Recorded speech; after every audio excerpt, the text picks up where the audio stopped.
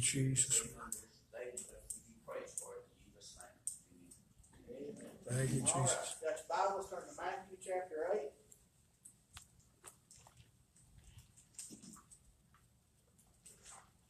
Matthew 8. Start reading at verse 5. I was reading today, this little passage stuck out to me. It's talking about the centurion and his faith. So we'll start reading here at verse 5. We'll see what we can dig into. So verse 5 says, "And when Jesus was entered into Capernaum, there came unto him a centurion beseeching him, and saying, Lord, my servant lieth at home sick of the palsy, grievously tormented.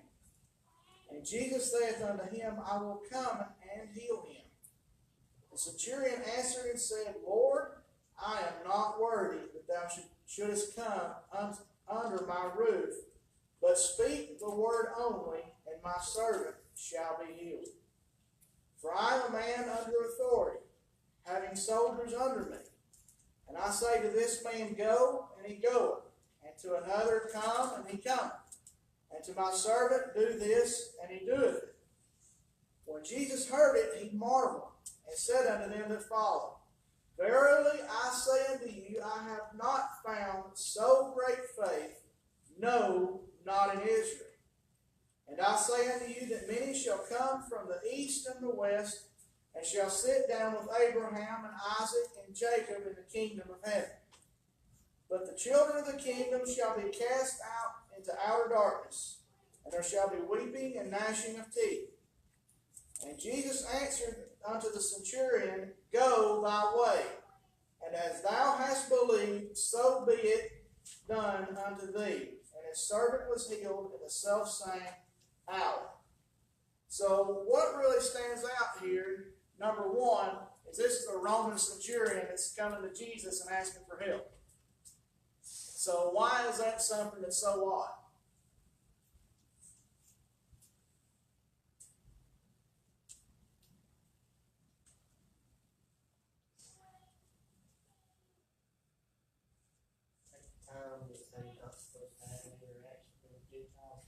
No interaction with Gentiles, that's right. They felt that they were the supreme nation, and all others were under their jurisdiction, so to speak. That's why they had to pay taxes to Caesar. That's right. What else? I did find something Hey, all right. in Luke. I figured you'd dig around and find something. And it talked about, so this was also in Matthew 8, which you just read. Centurion was a Roman officer in charge of hundreds of soldiers. At the time of Palestine, under the Roman control about 100 years, Roman officers all had to generally were brutal and despised men, but some of them was influenced by the Jewish religion. Were good men. The first Gentile to receive into the church was a centurion named Cornelius.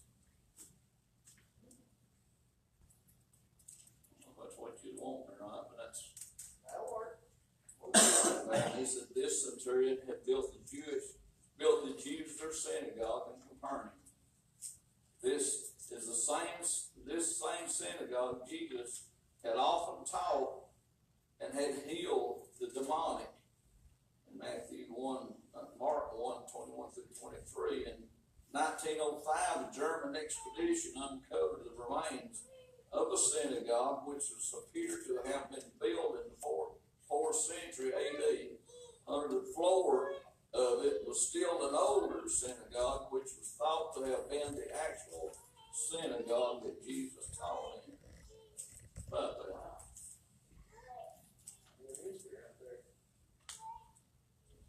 on the west wall are the stone seats where the scribes and Pharisees sat.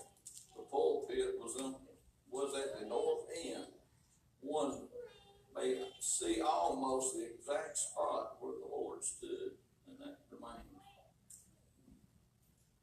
That's pretty neat.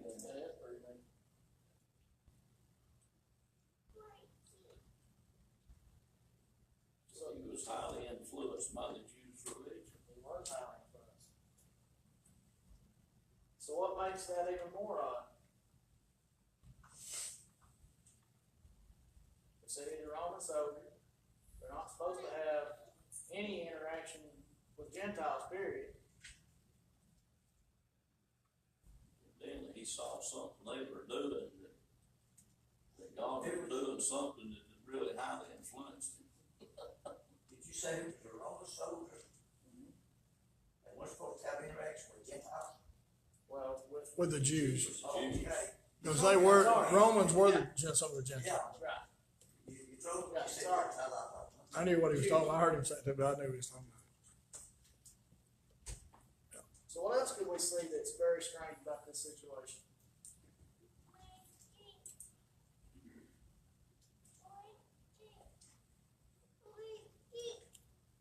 I think I read somewhere one time where the Centurions were not only high-ranking officers, but they were pretty wealthy too, because they were very well paid by the Roman Empire to do their job, and that was to keep order and to follow out whatever they told them to do. They had to make sure their quadrants did that, or whoever they were over had to do that. So it'd be like a rich man talking to a commoner, because Jesus would have looked like a commoner or somebody who didn't have much on this side.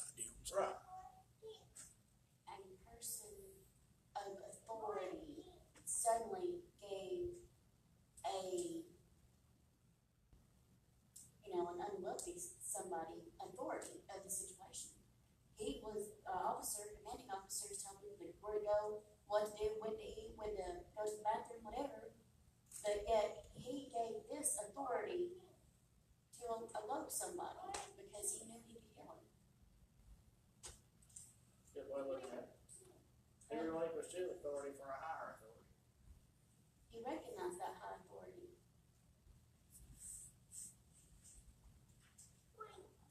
Anyone else? We're getting some good stuff. Even the authority that he had, he still called Jesus Lord. Still call him Lord. So that means he recognized his power and his authority.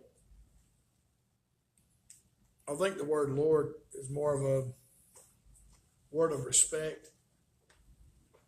I don't know that if he knew exactly who he was per se, but he knew he had power with God. He knew that. Right. That's what brought him to him in the first place. If you go in the Old Testament, the word Lord was used many times in the original Hebrew. And of course, in this passage, it's in Greek, was written. But the word Lord was used many times to symbolize a type of respect or reverence for somebody. So evidently this centurion soldier saw something in Jesus that caused him to reverence or respect him while he called him Lord. Okay. This Bible here, a little topic on it, said that he recognized that dealing with the realm of sickness and death, Jesus had the power of God behind him. He knew he had been in contact with the power in it. Absolutely. It goes back like what we talked about before. You look back on a lot of the Roman history, they had a God for everything. Right?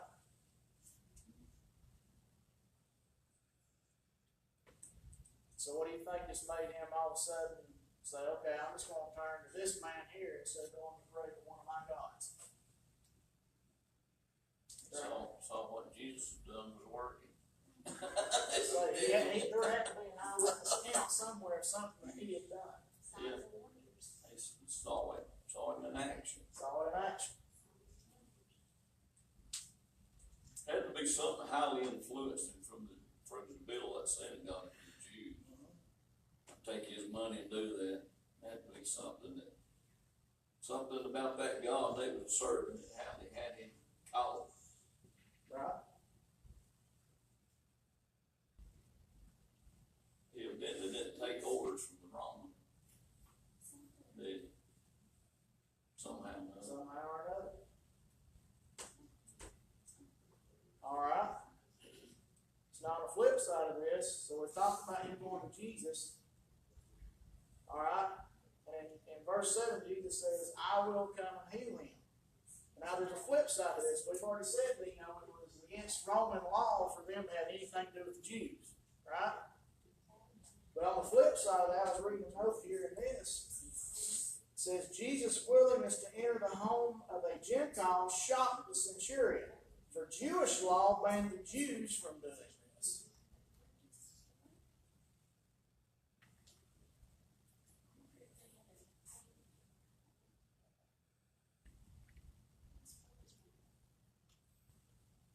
So do you think it shocked him just as much when Jesus said, yeah, I'll come here? According to what it says there in 8, he answered and said, Lord, I'm not worthy. Thou shouldst come under my roof. He felt like dirt. He felt like dirt. He had a humbleness and a meekness about him. Even though he had that much power and authority, he had a humbleness and a meekness.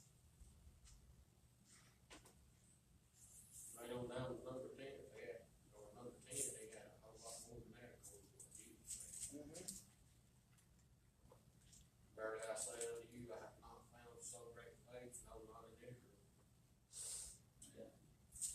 But when he said what he did and that down there, you know, he said, I'm not worthy. You come under my roof, but speak the word only, and my servant shall be healed. Not mine.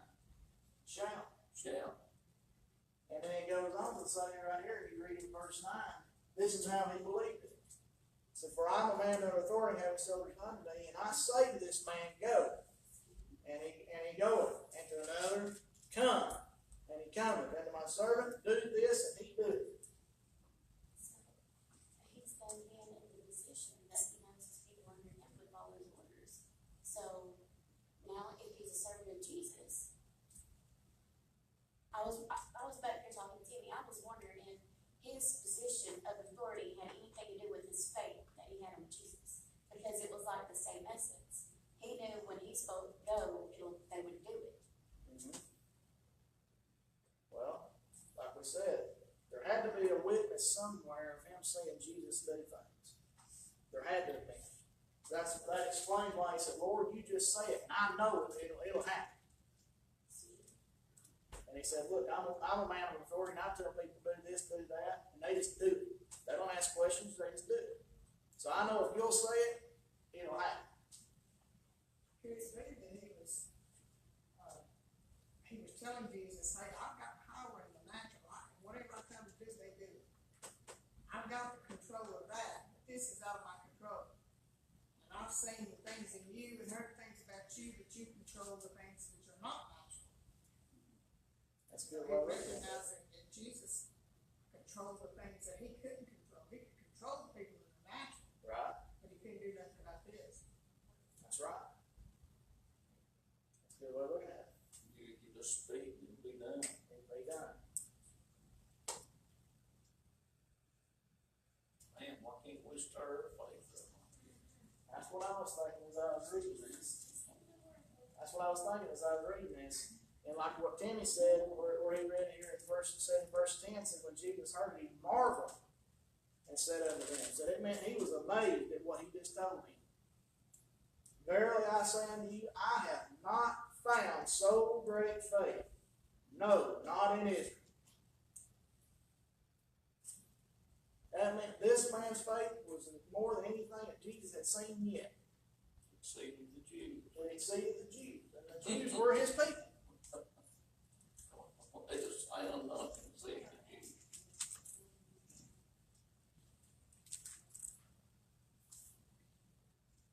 So that's something amazing to think that Jesus sitting there saying, what's wrong with y'all people? Look at this guy. He's just a Roman soldier, and he's got more faith than all y'all put together. Like him when the sword was really fall, let that man down on that maid of money. Because of your Because of your faith.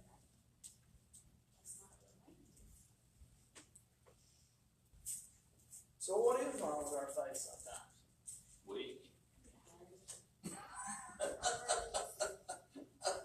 mean, we can take a lot from this. We look back, and he just said, Lord, I just know if you'll say it, he will be healed. He shall be healed.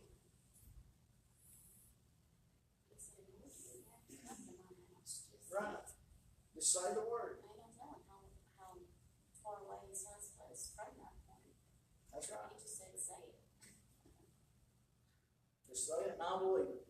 Like I said this morning, we know that he can do it, but we need to believe that he has. That's right. I mean, he was believing.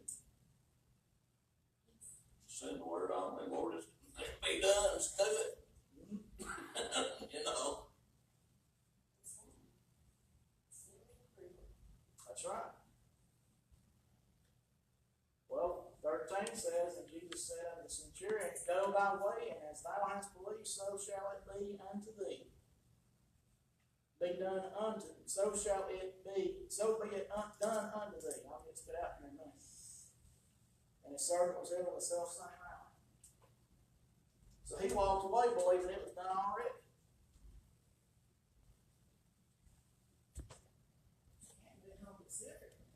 He hadn't been home if they said it done. He didn't whip out his cell phone and say, hey man, he healed yet.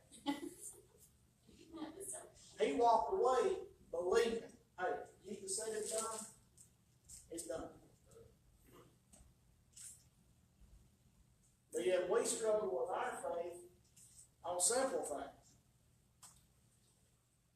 Can you believe the Lord can heal him? Headache, fly, and a fly. That's right. We can be told right here, God's going to move.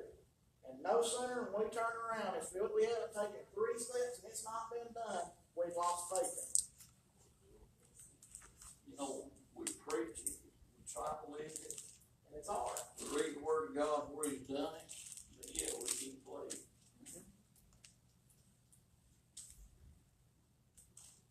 So what is it? Henry, what is it? Flesh is one thing, but I think mindset's another. I mean, we've been in this thing, some of us 40 years. And we've seen God do things. We've seen people come out of wheelchairs. We've seen people come off of cons. We've seen people revive from the dead. It's gotten to the place now we get up preach, not seeing nothing hardly.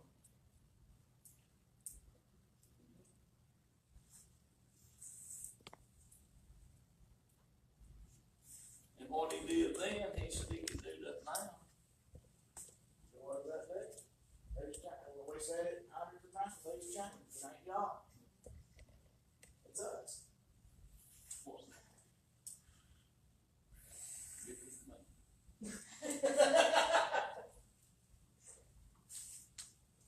I'm searching for an answer too. Lord, what am I missing?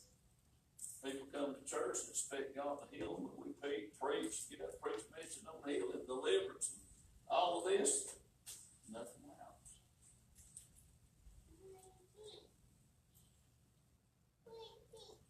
That's right. What happened to the true and honest?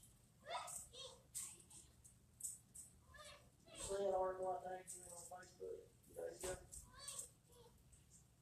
I probably did, can't remember right now. What about? But the one where older minister had wrote something back in the 40s or 50s. He talked about how the church, the most important thing in the church is prayer. That's true. He was talking about prayer being the most important thing in the church. He said all other things fall almost to secondary other than the preached word of God. He said, we had moves of God. He said, you had people praying before the service, during the service, and even after the service. He said, we had dedicated prayer rooms that people would go to and pray. They would switch out praying and keep praying for the service, during the service, and after the service. And they said they had moves of God like you would never see.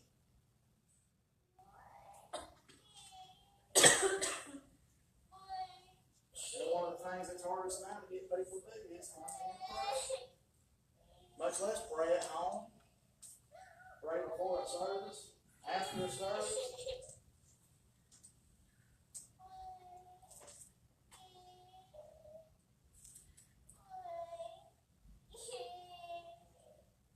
So what's causing our faith to dwindle?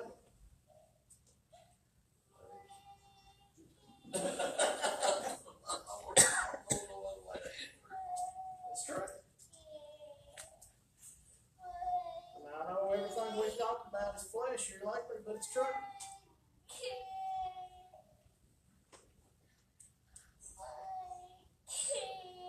So could you say that almost this centurion had some flesh under subjection when he came to Jesus and said, hey, you just speak the word. I know you're going to do it. Period. You just say the word. You ain't got to come touch him, you just say the word. He spoke it with no doubt, honestly. No doubt.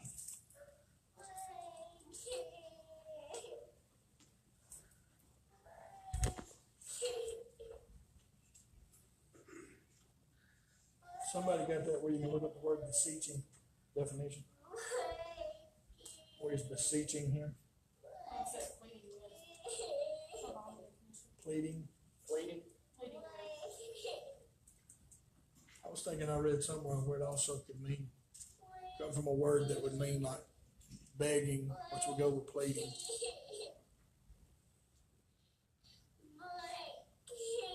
I'm looking at this, I know what everybody said else is good about this, but I'm looking at the man's character. Just a little bit, just by what he's saying to Jesus. A lot of what he's saying here indicates a lot of his character. I believe he moved God. First of all, he came pleading or beseeching that he would heal his servant. He didn't just come and ask him. He was pleading with him. Can you please do something for my servant? Can you help my servant? It says here, beseech, ask someone urgently and fervently to do something, implore, entreat. The synonyms are implore, beg, entreat, or to plead with, appeal to, exhort, ask urgently, petition, call on, supplicate, or pray to. So to me, if the centurion was begging and pleading with him to do this, which the Bible don't say he got on his knees and done all that, but in his spirit, there was something different about him in his spirit because he was concerned about that servant. And he knew from what he had heard that Jesus was probably the only one who could help him. He came to him almost with, I guess you would say, a broken spirit. He was a humble, spirited person. He would have had to be. For him to say, I am not worthy for you to come to my house and go under my roof. Because of things I've had to get people to do and had to do, I'm not worthy for you to even be in my house.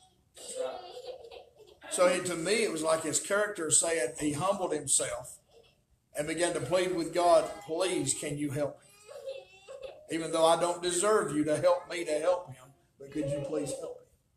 Sometimes people go to God and they ask for stuff that they need God to do. Sometimes it ain't just because you ain't got faith. Sometimes it's the character and the attitude you come and ask him in. And then we already got it in our mind, well, if he don't do it, I'll do it this other way. I'll figure it out my own way. Instead of humbling ourselves to the will of God and come with that contrite spirit and say, God, please help me. And I like the way you said that too. We'll come to God saying, okay, we're going to beg you to take care of this situation. I'm going to ask you to take care of this situation. We already have this plan B on the back burner if you don't answer with what I want. If you don't answer in 2 or 3 days, I'm going to go ahead and try plan B. Right. This man come to Jesus and said, look, you're my only hope. I'm not looking for a plan B. I don't have a plan B. You're the only hope I've got. That was his mindset. Look, only you can fix this. I can't do anything. And sometimes I wonder if when we get told, God tells us something, and we have to believe it by faith, as soon as we get told that, we start thinking, okay, well, if this don't work, well, what can I do this? How about do this over here? Or do this over here? Hey, maybe this over here will work, instead of just saying, okay, God, you got it. We start trying to figure it out too many ways on our own. And by doing that, that's causing doubt and unbelief. And automatically shuts God off to fulfill what he said he would do.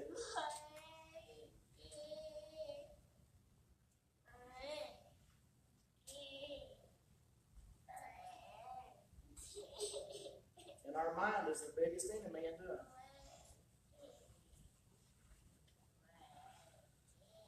Have God say, yes, I want to move on a situation. If you've got a bill or something that's coming up, and it's within just a few short days, and it's something like either losing your house or losing your car or no groceries in the home. and you go home and you're looking at that bill and saying, okay, it's still due. It's still not here. Maybe I should go take out a loan if it don't come within maybe by tomorrow. Or maybe I should go borrow some money from somebody if it don't come by this time such and such. We don't just, when God says He's going to do something, we just automatically start trying to pull ideas out of here. This man didn't do that. He said, Lord, please heal. You're my only, you're His only help.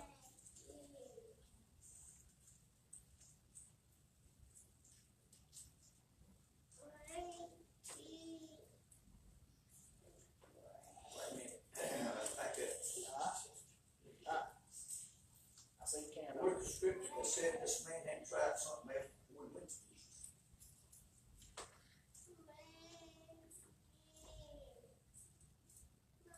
Wait a minute, ask that question again.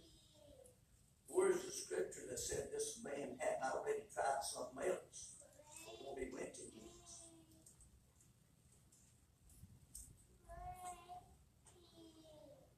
Like I preached this morning. You might remember what I said. Oh, so nobody tried to do this and that. No, sure enough. Is it not human nature when you get in a situation to try everything you can? Sometimes we do that before we go to Jesus. That's true. That this man have already tried something because he called that sickness by now. Yeah. That's true. I agree. I see what you're saying. I think he probably already did. Jesus was his last option. He loved this person. He loved that servant. He loved that servant. So who's to say he hadn't already went to the medical field on that day? That's true. Trying to get him healed before he went, and they pronounced this palsy on him. So he knew what caused it. That's true. But at the same time, And he didn't want his servant to die because he loved him. right. So he had no other alternative except to go to Jesus. But at the same time, we all know how the mind works. When we get to a situation like that, when we try what seems like everything that's feasibly and tangibly there, sometime or another we'll try to pop up with, I haven't tried this. Well, what about this? Or, well, what about this? We'll start trying to pull these things out of the air sometimes. So even though he may have tried all these things, and now he's going to Jesus, who's to say that on his way there, he didn't maybe have all these thoughts popping up, well, I haven't tried this, or I haven't done this. But he just dismissed all and said, nope, I've made up my mind. I'm going to Jesus.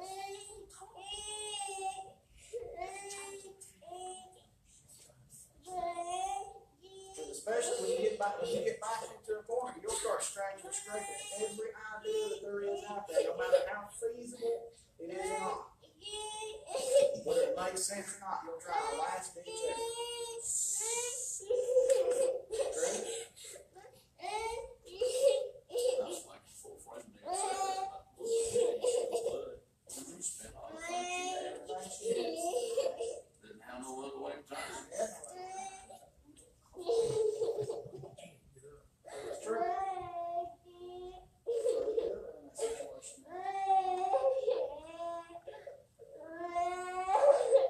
Definition of that service is coming up.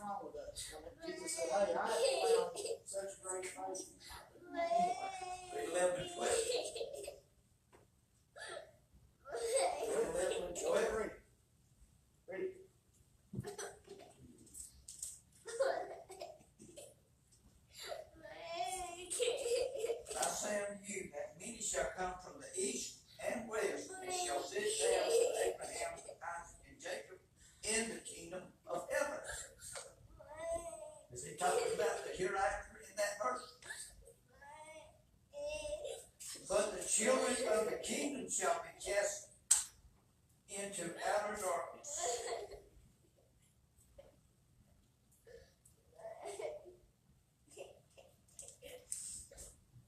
So those who were supposed to inherit the kingdom, Didn't believe it. didn't believe it. He came to his own received him not. But as many as received him, gave him power to become the Son of God.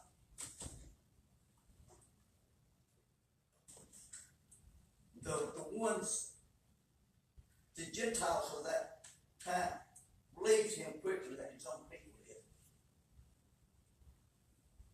And that they were the ones he was sent there. That's right.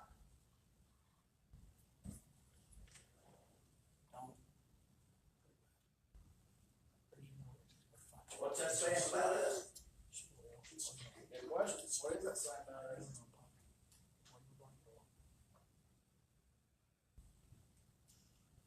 Lord, speak something. Lord, just give me a sign. Let me know that you.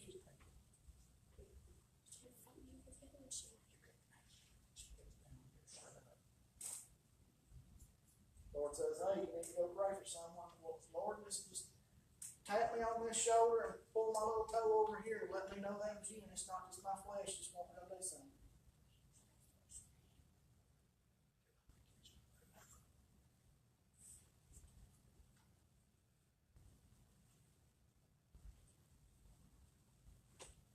See, the centurion here took that word that Jesus spoke by faith. The woman with the issue of blood just touched the hem of his garment. She believed. She said, she made the statement, if I can but touch the hem of his garment, she was healed. Many others, even the blind man, Calhoun. That's right. If I can just get to it. Lepers coming to him. Demon possessed. Demon possessed. Demon possessed. That was that guy. I don't think he was. If I'm not mistaken, the guy that had the legion of demons in him, he was not a Jew, was he? I don't think so. I don't think he was. I don't think he was a Jew. He was a Gentile. He was a Gentile.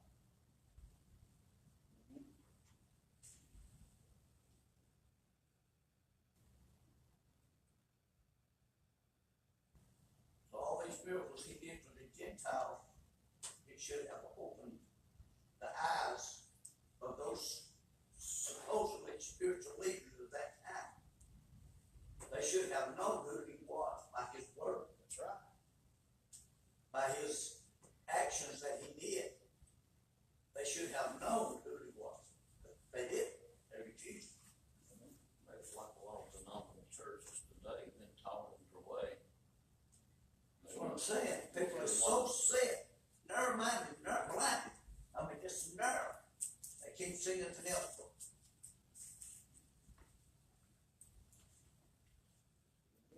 Everybody, We Get preach in there. Acts 2:38, but you go out here in a lot of these churches not preach. Yeah. will shut you out. You get indoctrinated like that, you almost get a tunnel vision. Only thing you can see is what you've been taught. That's it. You're not able to do nothing else. That's not having the word of God opened up to you. It's not.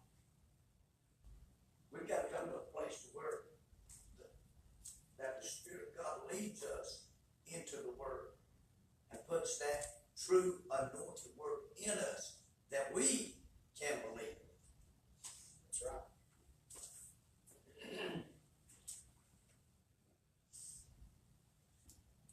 You know, as we were talking about this too, I thought it was kind of funny. I was reading some notes before I came to church and I was talking about this. Not long before this, Jesus had just preached on loving your enemies. Right? Chapter 5. What were the Roman soldiers to the Jews? They were their enemies. Who was the first one to come to him as a Gentile and say, Lord, I need help? privilege being in.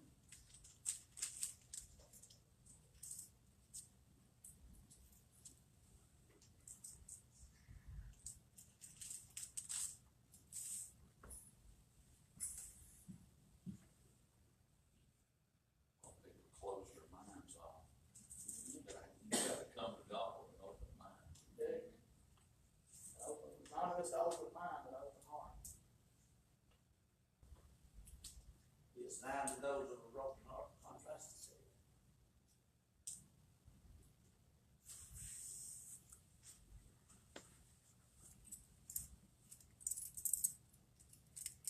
So we come to God with a broken heart and contrite spirit every time we come to Him.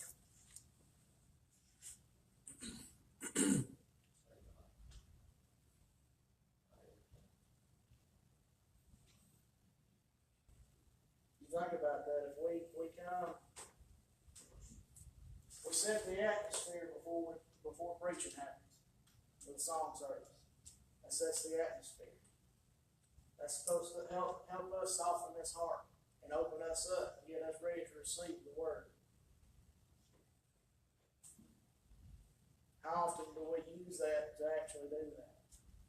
To let God minister to us, to open us up, to get us ready to receive that word so it's not just falling on the rocks and just washing away.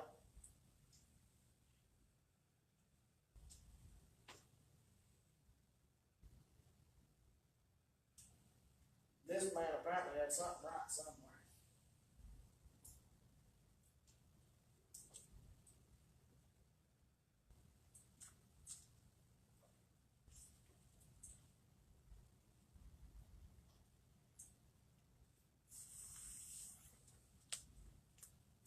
What's some more thoughts on this?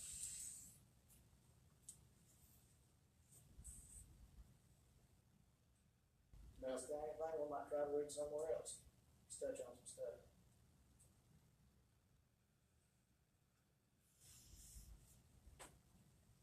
You don't hear that many preachers preach on healing anymore.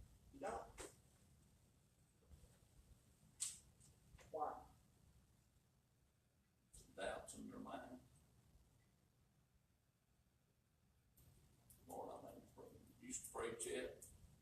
Now I preach it, don't say nothing happen.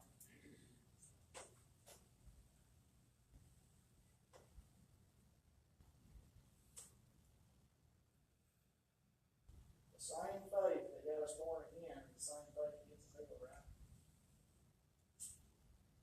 If we have faith that we can get people in here and get them born again, should we have faith that we should get people in here and get them healed? Same faith, ain't it?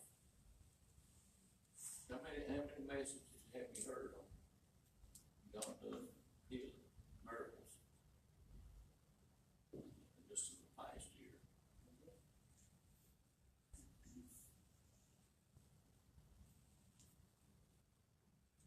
What builds faith? Lord God. That's right. You know, it's strange, the bigger the church you see, I don't got a name in it, it's not dramatic. It's the less you hear. It's where you think it'd be bigger, more people, but the bigger it is, it seems like to me, the less you hear it. They want to just do it their way, so to speak. They got their own mindset, how they want to run the church. They don't want to run nobody off by speaking the truth. It's a lot of them just, let it get your ear thing, they just, tickle on behind the ear, that's all they want, that's all they want. That's right. Years ago, people preached deliverance, healing, the power of God, and orders would fall off. Cancers would spit up. Think about that too. When you look back on it, what's one thing that they had then that we don't necessarily see in the church now? They had a standard of living too. That's one thing I was thinking about. They had a standard of living. But now everybody said, it ain't that no more. Now, Preacher back in, preach too much clothesline. mm-hmm. I think, hey, you better think, they had a move God. They stayed on that clothesline for a reason, to get people holy, sanctified, separated, and in the Word of God. To make sure that they were doing things that were right. They preached it from A to Z.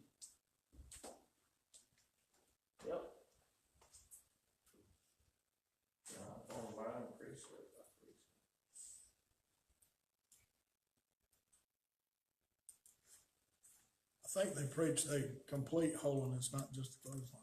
That's true. Holiness is from the inside out, not the outside in. That's right. You gotta get the heart right first, Get the heart right, it works its way and the out. rest of it follows suit. Once you get your heart completely right, your spirit's right, then everything else follows suit. Now, a lot of them preach and they get up.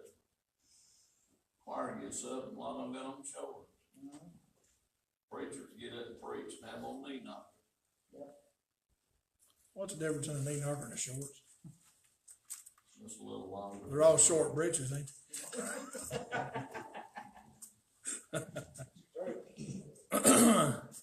There's some things one's wrong, the other ain't, they're both the same thing. Mhm. Both same thing.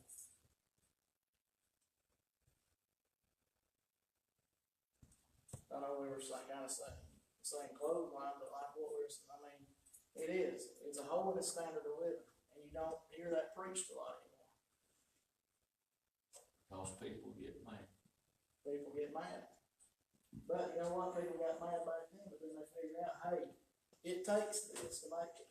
But back then, when I'm talking about when Freeman got in churches like this be packed out, and preachers get up and preach. They preached holiness, wasn't it? And they didn't run them all. Didn't run wrong. People getting saved. People getting healed. People getting delivered. Fire of God flowing through the house. And you think about it too, it wasn't just everybody sitting saying, amen. Yeah, no, people were crying, they were weeping, because they were saying, God, I want to make sure that I'm right. That's back when they ever covered lights come in the building, come moving through. Mm-hmm. They did. They wanted to preached make hell sure. so hot you could feel the heat. Yeah, A lot of it's because people had a fear of God. When they preached them something was wrong, they feared God enough that God's gonna kill me if I don't get it right. and we lost that fear. There is no fear. There's no respect for God. That's why they rebel on atonement. It ain't nothing to go to Holiness Church today. You see it plumb backwards. That's right. From what it used to be. I think a lot too, is just what people, what you were talking about earlier, just not coming with a contrite spirit. That's right. Back in our day when we got in church, women wore dresses and skirts. Some of them had dragged floors. They didn't wear split tail skirts, did they, Franklin? Like people does tonight. That's right. What'd you say, Jessica? They don't have the love? Well, a lot of it is because they don't wanna be open to what God's trying to show them and have love and fear of God in their heart long enough to let God show them what they need to do and how to live. They don't, in their everyday life, they don't ask God, what am I supposed to do on a daily basis? You know, they wanna do their own thing. That's very true. One thing being taught by our society, Brother Craig, is that anything happens is God's fault. God can control this. God can stop this. Why don't God do this? Why don't God do that? And that's what's being drilled into our kids. That is true. And they think, well, God don't do nothing for me because they got it all around them that people tell them that it's God's fault. That's right. And that's not true. Democratic Party's got this thing going on now. Well, Bernie Sanders stood up and wherever he was doing a speech not just a few weeks ago. And he got up and he said Christians didn't have no part and shouldn't be seated in nothing in office in the government.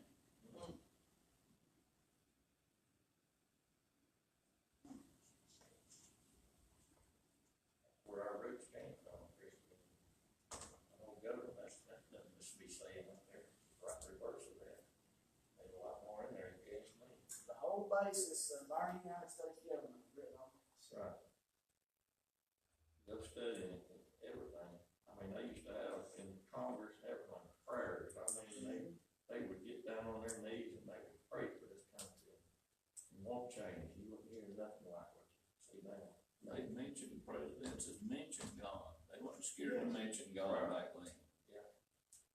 Now the mention God to get rid of you. Joe Biden made the statement the other day that the Democratic Party wants to unite this country.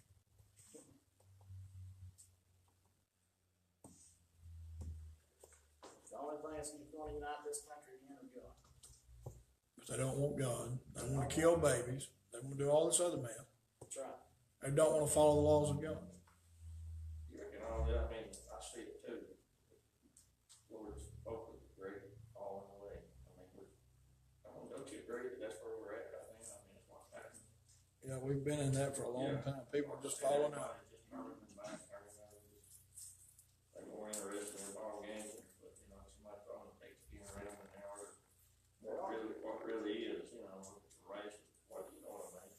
They're just so drawn away from everything that they just. Absolutely. They don't care. I'm up, you know, here a while back, about the great fall. Wait, what was it? What is it talking about? They're falling away from the truth. Goes back to what Freeman was preaching this morning. It starts off with one generation leaving this a little bit out. Then the next generation, well, they've already left this part out, so they don't even know about it. So then they're gonna leave this little part out until finally you just pick where you don't have anything left. You take it all and take it and part it all out. Well, we did our country what you want, all of our children out now, I mean, God, it's something, when you think about all these, the government proves that, I mean, for instance, it's all right for a man to live with a man, and sexually, and a woman, we know that's wrong, it's outside the norm. We got all this coming against us right now. It's so hard on the kids to understand what truth is now, because of just what, and when you got your own government saying, this truth is right. Right, the Bible said, right to be called wrong and wrong to be called right. That's right where we stand. That's right. Jerry Falwell was a Baptist minister, but he was, you know, he's big in it. You remember it? Mm-hmm. And he would talk about sin, say things about sin, and some of them had come down on him, and he crawfish back several times. The Teletubbies, he made a statement one of them was gay, which it was, and backtracked on it because they got on him, put the heat on. Should a lot of the blame be placed on the parents not teaching the kids right in the homes, and on the church leaders for not leading the body of Christ and instilling in them the things that are right? I mean, it's not just the world that blames, it's the church that blames, in my opinion.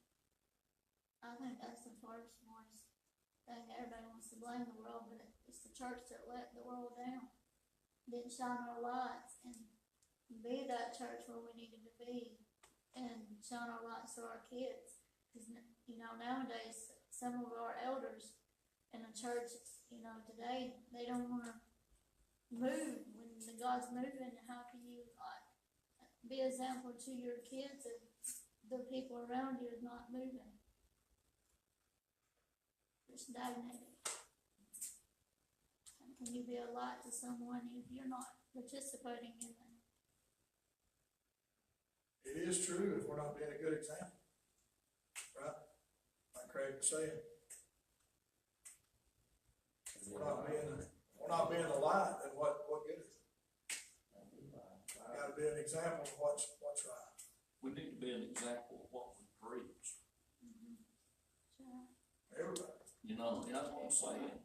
Us preachers need to be an example of what we preach. Even the church people need to be examples of what they're taught. If it's the Word of God, we're supposed to line up to it. And how can we get up, you know, and hip hop around, hop knob around, all this stuff, and while we're up here going at it, and if we sit down, and somebody else gets up,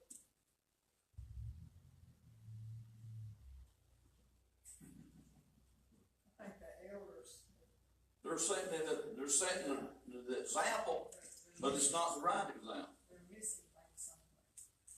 Well, we've said that for the longest here, probably the last 2 or 3 years, actually. If we're gonna tell people to praise, we need to be one of them praising. You know, we tell people you're supposed to get in services and get involved, you need to be getting involved with it if you're gonna be telling others to do something. You know, it ain't so much sometimes when you have to shout all the time. No, it ain't all about the shout, It's not that all, and Nope. it's good when that comes, and it does come in service. right? It does, and when the Spirit's flowing that way, by all means, get into that. Lift your voice, cry out, whatever the Spirit is giving you to do. But it should be in a spirit of, how would you put it? Word of such. Like where everybody gets involved, spirit of unity. Yeah. There should be a It spirit should of be a unity. unified spirit moving for people. You know, if the Spirit's moving, say, for instance, Chris gets up and sings a song, and the Spirit begins to move, and one begins to cry, and the other begins to cry, and the other begins to cry. That's the Spirit God's moving in. The whole church should get involved in that. Whether you cry or not, you should get involved in that move, in that, what I'm trying to say, in that atmosphere. Get in one mind, You know, not scatterbrained. if he's singing a song and God begins to let this one shout, let's go here, feels it, let's start shouting, that everybody in the church should get into that atmosphere. It's not, you don't have to shout every time if you know what I'm saying. Right. Yeah, we know what you're saying, that's You right. have to get into that spirit of how the Spirit is flowing in that service in order to receive what you've got to receive. Me and Because Jessica if you talked about rebel that. against what the Spirit's trying to do, the Spirit stops. Right. And it's just a move of flesh. That was like this morning at home before we had left house. I got up and then I got to run through these songs, and everybody got Facebook and then see, man, they got carried away this morning. There was an atmosphere come into that house that was causing me and her to feel God and weep. And looked over at Billy, and he had his shirt up. Wiping his eyes continually there a little bit, wasn't he? And he said, why did he say that? And he said, man, he said, I feel that. He said, I feel that. He said, I don't remember exactly how he said it. And even that, when we started the town, one that we listened to a song, headed over here. It got a hold of him again, that song that come on. It's the atmosphere, you know. If it can cause a sinner to break down and cry, there's an atmosphere come into the house. What's wrong with the whole church that we can't get into that? There's too many. Instead of us concentrating on God and what God wants us to do, we're looking around to see if Anthony's doing. That's it. We're looking to see if That's right on target. You know, we base on what we do on what somebody else is doing. And, and I know it's hard not to, you know what I'm saying, but we need to get a one-on-one thing with God when we come to worship. This is my time with God. This is not mine and Richard's time with God. This is my time with God. It's his time with God. And if each one would get that mindset, this is my worship time, and I'm going to touch my Savior, I'm going to get what I need, it would begin to spread. But we got too many spectators and too many people that want to sit back and do nothing and just sit back and watch everybody else, and it hinders the move of God. Well, with that being said, who's got the next statement? But it's the truth.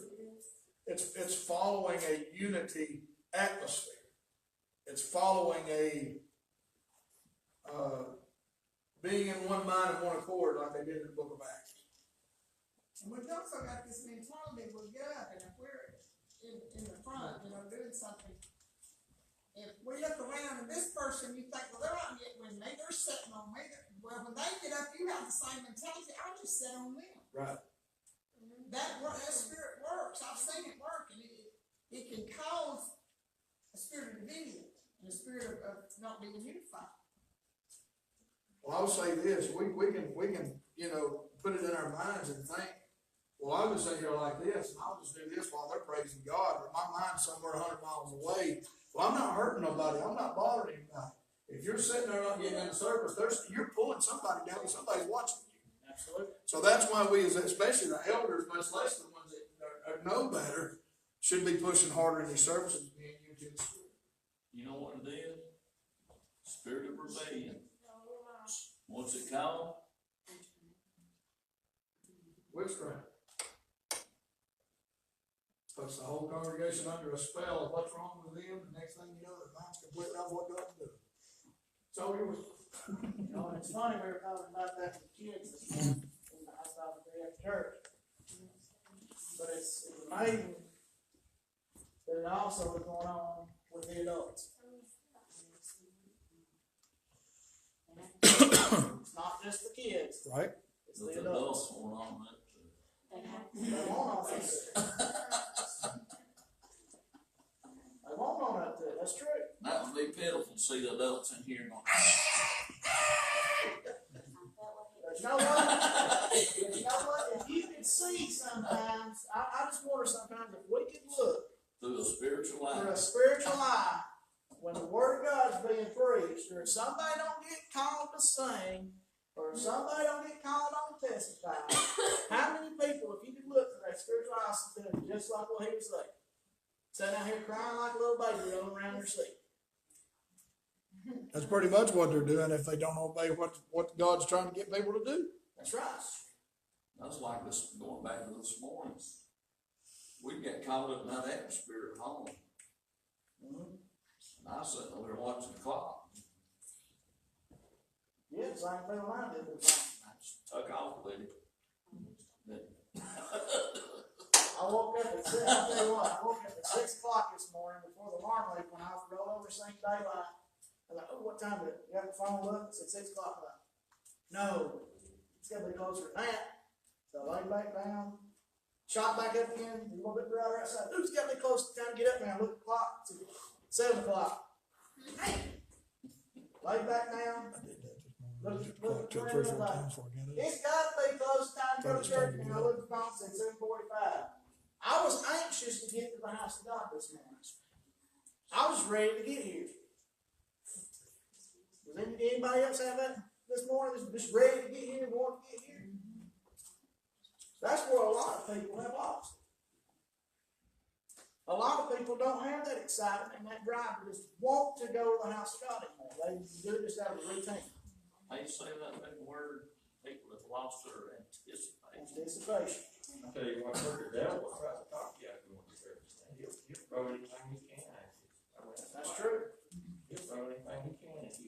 He try to make you sick, or you've got a headache or something. I've already found when I feel those feelings. Get on to church and you feel just fine when you get there. That's right. The devil will control you. You gotta pray it off. I had to do it today. You know, about years ago, we got in church. We got in church at 75. There was at times that, I don't know, we got to go to church. I wouldn't tell the pastor, I said, hey, I'm going to go to my church yard. I'm going to do something, so I wouldn't. I'd jump in the truck, load stuff up. I'd go mow. Most of the time, didn't let nobody know who done it. They just figured you want to do something for the Lord. I reckon. I just lost my mind when I got to church.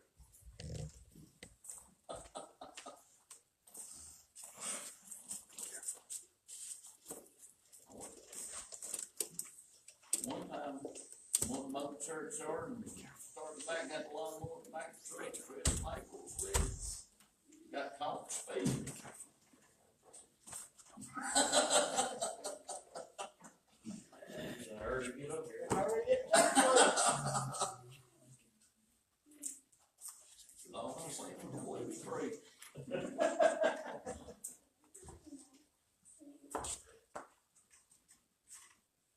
But we have the mindset that no matter what's trying to stop us, we want to overcome it. That we were just going to get to the house of God. Just like this Roman centurion, I just got to get to him. I got to get to him. That anticipation. He had that anticipation. When he got there, something was going to happen. And it did. something was gonna happen. And it did. And it did. Amen? Anybody else got anything before we change your order of service? Let's pray. All right, if not, let's find somewhere to pray for service tonight.